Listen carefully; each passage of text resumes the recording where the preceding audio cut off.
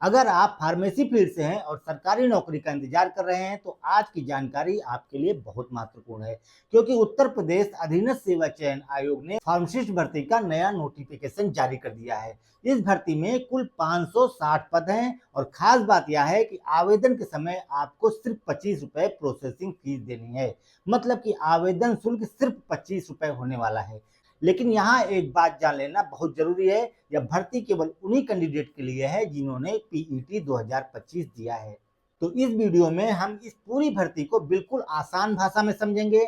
हम जानेंगे पोस्ट की संख्या, कैटेगरी के हिसाब से सीटें, योग्यता, आयु सीमा, salary, selection process, application process और कुछ ऐसी जरूरी बातें जो कैंडिडेट अक्सर नोटिफिकेशन पढ़ते समय मिस कर देते हैं। तो दोस्तों, हम ये तो आपको बता ही चुके हैं कि ये भर्ती उत्तर प्रदेश अधीनस्थ सेवा चयन आयोग द्वारा फार्मासिस्ट की पोस्ट के लिए निकाली गई है। जिन 560 पदों पर भर्ती हो रही है उनको हम कैटेगरी के हिसाब से समझ लेते हैं। जनरल कैटेगरी के लिए 224 पद हैं, ओबीसी कैटेगरी के लिए 151 पद हैं, एससी कैटेगरी के लिए 118 पद हैं और एसटी यानी अनुसूचित जाति के लिए 11 पद हैं।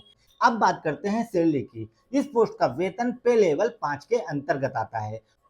पुराने वेतनमान के अनुसार यह लगभग 5,200 से 20,200 रुपए के वेतन बैंड और 2,800 रुपए ग्रेड पे के बराबर है। अगर इसे आसान भाषा में समझें तो शुरुआत में इनहैंड सैलरी लगभग 30 से 40,000 रुपए के आसपास बनती है। समय के साथ वेतन बढ़ता रहता है। अब बात करते हैं योग्यता की। इस भर्ती के लिए कैंडिडेट के पास डिप्लोमा इन फार्मेसी होना जरूरी है या डिप्लोमा किसी मान्यता प्राप्त संस्थान से होना चाहिए। इसके साथ एक बहुत जरूरी शर्त है, कैंडिडेट का state pharmacy council Uttar Pradesh में रजिस्ट्रेशन होना भी अनिवार्य है। मतलब केवल डिप्लोमा होना काफी नहीं है, आपका फार्मेसी काउंसिल में रजिस्ट्रेशन भी होना चाहिए। इस भर्ती के लिए वही कैंडिडेट आवेदन कर सकते हैं जिन्होंने प्रीलिमिनरी एलिजिबिलिटी टेस्ट 2025 यानी पीईटी 2025 दिया है और जिनका स्कोर कार्ड जारी हो चुका है। मतलब यह है कि ये डायरेक्ट भर्ती नहीं है। सबसे पहले पीईटी स्कोर के आधार पर कैंडिडेट को मेन एग्जाम के लिए शॉर्टलिस्ट किया जाएगा। नोटिफिकेशन में एक जरूरी बात साफ लिखी है, अगर किसी कैंडिडेट का पीटी स्कोर निगेटिव है तो उसे मेन एग्जाम के लिए शॉर्टलिस्ट नहीं किया जाएगा। अब बात करते हैं एज लिमिट की। इस भर्ती के लिए न्यूनतम आयु 18 वर्ष और अधिकतम आयु 40 वर्ष रखी गई है। आयु की गणना 1 जुलाई 2025 के आधार पर की जाएगी। सरकारी नियमों के अनुसार एससी, एसटी, ओबीसी और अन्य आरक्षित वर्गों को आयु सीमा में छूट दी जाएगी। आवेदन शुल्क के बारे में हम आपको शुरू में बता चुके हैं कि यहाँ पर आवेदन शुल्क सिर्फ 25 रुपए पड़ने वाला है। ये एप्लीकेशन फीस सभी कैटेगरी को देना है, फिर चाहे वो जनरल हो, ओबीसी हो, एससी हो, एसटी हो, सभी के लिए यह एप्लीकेशन फीस लागू होती है। एक बात और जान लीजिए, ऑनलाइन एप्लीकेशन प्रोसेस अभी शुरू नहीं हुआ है। ये 9 मार्च 2026 से शुरू होगा और अप्लाई करने की लास्ट डेट 29 मार्च 2026 रखी गई है। अगर आपसे आवेदन करने में कोई गलती हो जाए तो उसे सुधारने का मौका मिलेगा। आवेदन में संशोधन करने की अंतिम तिथि 5 अप्रैल 2026 रखी गई है। अब बात करते हैं सिलेक्शन प्रोसेस की। इस भर्ती में सबसे पहले पीईटी 2025 के नॉर्मलाइज्ड स्कोर के आधार पर कैंडिडेट की शॉर्ट लिस्टिंग की जाएगी।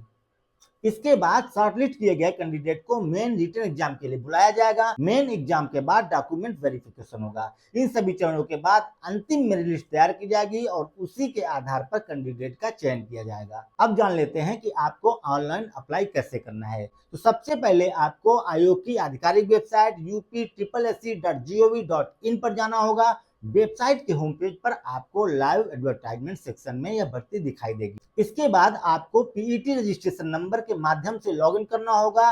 लॉगिन करने के लिए आपके रजिस्टर्ड मोबाइल नंबर या ईमेल पर ओटीपी आएगा। ओटीपी वेरीफाई करने के बाद आपका एप्लीकेशन फॉर्म खुल जाएगा।